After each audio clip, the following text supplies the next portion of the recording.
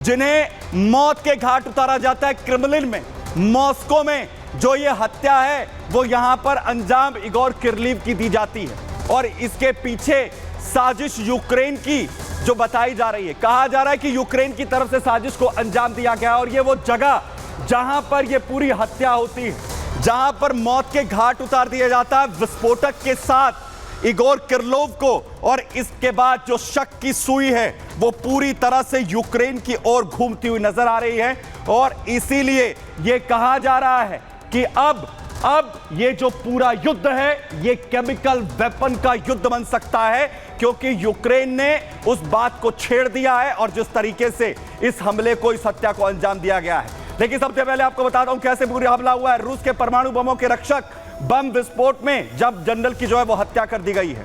रूस के lieutenant general Igor किरलोव जिन्हें बम से उड़ा दिया गया, बम से उनकी जान ले ली गई। मॉस्को में बम विस्फोट कर रूसी जनरल को निशाना बनाया गया, टारगेट किया गया।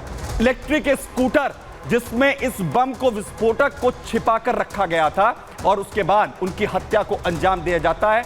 यूक्रेन से युद्ध के बीच इगोर की हत्या होना यह पुतिन के लिए एक बड़ा झटका माना जा रहा है। Nuclear, biological, chemical protection troops के ये चीफ थे, इनकी सभी की जिम्मेदारी जो है वो इगोर संभाल रहे थे और इसीलिए इसे बड़े झटके के तौर पर देखा जा रहा है। क्रेमलिन से 7 किलोमीटर दूर एक अपार्टमेंट के बाहर जहां उन्हें टारगेट किया गया, हमले में इगोर के साथ ही उनके सहयोगी की भी जान चली गई है। रूस ने हत्या के मामले की आपराधिक जांच भी यहां शुरू कर दी है। अब जांच पूरे मामले की अब यहां पर की जा रही है, लेकिन बड़ी बात यह है कि क्या अब ये युद्ध केमिकल वॉर की ओर चला जाएगा। मेरे साथ जो है उस वक्त टीपीएस त्यागी सर, डिफेंस एक्सपर्ट के तौर पर मैं ज्वाइन कर रहे हैं। सर, क्या ये युद्ध अब केमिकल वेपन और परमाणु युद्ध वाला होने जा रहा है?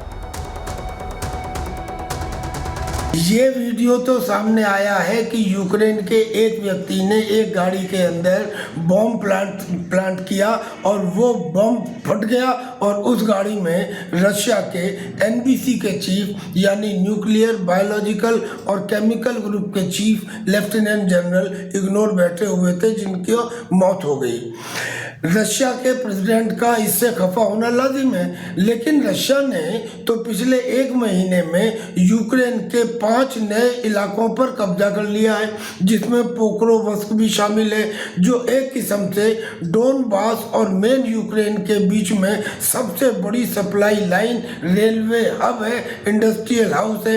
यानी कि रूस तो पहले ही इंतजाम कर चुके हैं कि डोनाल्ड ट्रंप जब आए तो उससे पहले इतना इलाका जीत लें कि अपनी शर्तों के ऊपर समझौता करें, और दूसरा यूक्रेन को इतना तोड़ दें कि वो 20 साल किसी भी लेवल तक जाने के लिए तैयारी जो है वो यहां पर की जा रही है। बहुत शुक्रिया सर मेरे साथ यहां पर जुड़ने के। लेकिन अब इस युद्ध के अंदर सिचुएशंस किस तरीके से और भी क्रिटिकल होती हुई नजर आ रही है, क्योंकि अब इस युद्ध में जो हथियार हैं वो कहा जा रहा है कि लेजर हथियारों का इस्तेमाल भी हो सकता है, क्योंकि दावा यूक्रेन की तरफ से यह हो रहा है कि लेजर वेपन तैयार कर लिया गया है। 5वां देश होगा यूक्रेन जिसके पास ये घातक हथियार होगा, जिसका दावा इस वक्त यहां पर किया जा रहा है। लेजर वेपन जिसका ऐलान यहां पर यूक्रेन की ओर से हो रहा है। और बड़ी बात ये क्या कहा जा रहा है, लेजर वेपन को लेकर यूक्रेन की तरफ से यह दावा हो रहा है। क्या किया गया है यूक्रेन की तरफ से अपने दावे में, जरा आपको सबसे पहले बताता हूं। दरअसल यूक्रेन की तरफ से दावा हुआ है ड्रोन यूनिट कमांडर की तरफ से बड़ा दावा लेजर वेपन्स को लेकर यूक्रेन में ट्राइडेंट लेजर वेपन हमने हासिल कर लिया। ट्राइडेंट लेजर वेपन हमारे पास आ चुका है। यूक्रेनी ड्रोन यूनिट कमांडर सुखराविस्की ये कहते हुए ये दावा यूक्रेन की ओर से करते नजर आ रहे हैं। और बड़ी बात यह है कि लेजर हथियार संपन्न देशों में 5वां नंबर होगा यूक्रेन का। अभी तक सिर्फ 4 देशों के पास था। वहीं 2 किलोमीटर की ऊंचाई पर अगर कोई विमान उड़ भी रहा हो, उसे भी टारगेट जो है लेजर वेपन के जरिए किया जा सकता है, उसे पूरी तरह से उड़ाया यहां पर जा सकता है। लेकिन सबसे बड़ी बात यह है कि लेजर वेपन का अगर ऐलान यूक्रेन की तरफ से हो रहा है, दावा यहां पर किया जा रहा है, चिंता बढ़ गई है। चिंता बढ़ गई है पुतिन की, चिंता बढ़ गई है इस वक्त रूस की, क्योंकि घातक हथियार है। पूरी तरह से पूरी तरह से तबाही जो है वो रशिया के अंदर, रशिया, रूस और साथ ही यूक्रेन के बीच चल रही जंग में तबाही ये एक गेम चेंजर के तौर पर मचा सकता है और इसीलिए पूरी तरह घबराहट है। लेकिन सबसे पहले आपको ताकत बता देता हूं, ट्राइडेंट की ताकत कितना खतरनाक है। ट्राइडेंट एक शक्तिशाली लेजर वेपन है जिसके इस्तेमाल को अब जो है यूक्रेन की तरफ से किया जा सकता है। ये जल, थल और नभ अपने दुश्मन को कहीं भी पूरी तरीके से मिटा सकता है। ये 100 किलोवाट की ताकत से वार करता है, 100 किलोवाट की ताकत से ये अटैक करता है और किसी भी इंसान को सिर्फ 3 सेकंड के अंदर जला सकता है, भस्म कर सकता है। दुश्मन ड्रोन को सिर्फ 30 सेकंड के अंदर जला सकता है। मजबूत शेल वाला अगर ड्रोन हो तो उसे गिराने में इसे सिर्फ 1 मिनट का वक्त लगेगा। वहीं शॉर्ट रेंज मिसाइल को यह महज 30 सेकंड के अंदर गिरा सकता है और अगर आईसीबीएम जैसी मजबूत मिसाइलें भी हो तो उसे भी गिराने में ट्राइडेंट को सिर्फ 1 मिनट का वक्त लगेगा, पूरी तरह से उसे खत्म कर देगा। रूस का शक्तिशाली टैंक T-90 टैंक, जिसे जलाने में, इसे खत्म करने में यह सिर्फ 1 मिनट का वक्त लेगा। वहीं ट्राइडेंट ये शक्तिशाली लेजर बीम छोड़ता है जिसके जरिए ये अपने टारगेट को निशाना बनाता है। लक्ष्य को नष्ट करने में इसकी जो लेजर बीम है वो पूरी तरह से सक्षम होती है। वही बेहद सटीकता के साथ ये टारगेट को खत्म कर देती हैं। और आपको बताऊं कि लाइट की स्पीड से ये ट्राइडेंट जो हमला अपने दुश्मन पर करता है और बेहद कम वक्त में इसे ऑपरेट किया जा सकता है, एग्जीक्यूट किया जा सकता है। और सबसे बड़ी बात ये कि गोला बारूद इसे जरूरत ही नहीं है और इसे लगातार कम लागत में ऑपरेट कोई भी जो है वो दुश्मन यहां पर ऑपरेट कर सकते हैं। वहीं दूसरी तरफ जहां यूक्रेन की तैयारी है वहीं रूस भी अपनी तैयारी यहां पर कर रहा है और सैनिक मिसाइल का प्रोडक्शन यहां से बढ़ाया गया। बड़ी अपडेट आपको यहां पर दे रहा हूं इस क्षेत्र से। यूक्रेन समेत पश्चिम पर पुतिन की पूरी तरीके से नजर इस वक्त बनी हुई है। जो उत्पादन है और सैनिक मिसाइल, हाल ही में बड़ा अटैक किया गया था, तस्वीरें आपको दिखा रहा हूं और सैनिक मिसाइल की बड़ा हमला हुआ था। आईसीबीएम मिसाइल का अटैक रूस की तरफ से हुआ था और पुतिन ने एक बार फिर से यह कह दिया है कि हमने निर्माण यहां पर कर दिया है और दूसरी तरफ और सैनिक का निर्माण हमारे लिए बेहद जरूरी है। क्या कहा पुतिन ने, जरा सुनिए।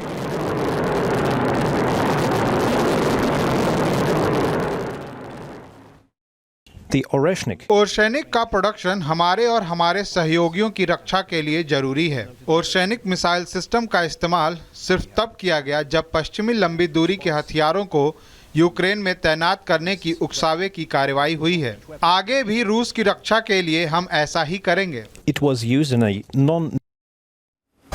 तो केमिकल कमांडर की हत्या, दूसरी तरफ लेजर वेपन्स की पूरी तरह से तैयारी और तीसरी तरफ ऑर्शेनिक मिसाइल के जरिए जो बड़े अटैक यहां पर लगातार इस वक्त किए जा रहे हैं। तो क्या रूस यूक्रेन के बीच चल रही ये जंग अब विध्वंसक मोड़ लेने वाली है? जरा देखिए।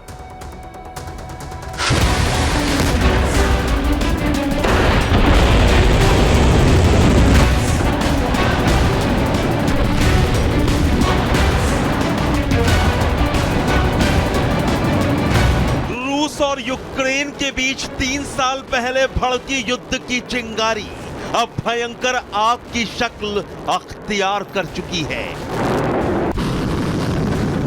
यूक्रेन से जंग के बीच यूरोप समेत पश्चिम के कई देश भी रूस के रडार पर आ चुके हैं।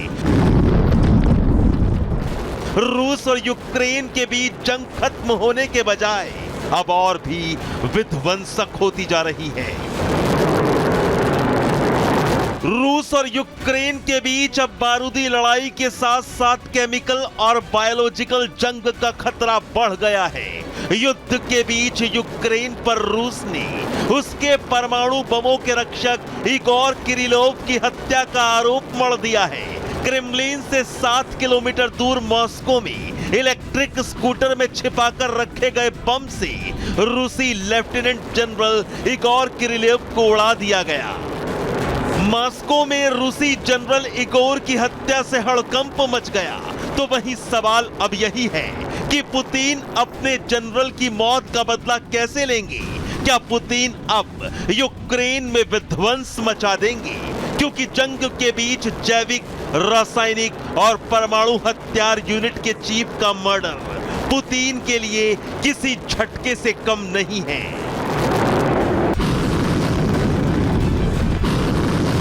यूक्रेन के इस कदम से सवाल यह भी है कि क्या जेलेंस्की के निशाने पर रूस के जैविक, रासायनिक और परमाणु वेपन हैं? रूस जो बार बार परमाणु हमलों की धमकी देता आया है, क्या जेलेंस्की ने इस तरह से उसको जवाब दिया है? क्या यूक्रेन ने ऐसा करके युद्ध और भी भड़काने का काम कर दिया है?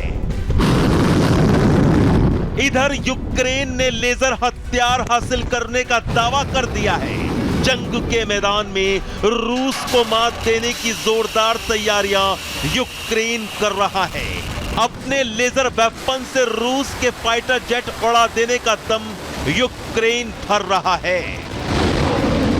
यूक्रेन को जवाब देने के लिए पुतिन एक बार फिर सक्रिय हो गए हैं और अपना मिसाइल असलाहा बढ़ाने के लिए धड़ाधड़ खतरनाक हाइपरसोनिक और ओशनिक मिसाइल का प्रोडक्शन शुरू कर दिया है। रूस और यूक्रेन युद्ध परमाणु जंग के मुहाने पर खड़ा है और इस न्यूक्लियर वॉर की आहट से पूरी दुनिया दहशत में है। Bureau report, Republic Bharat.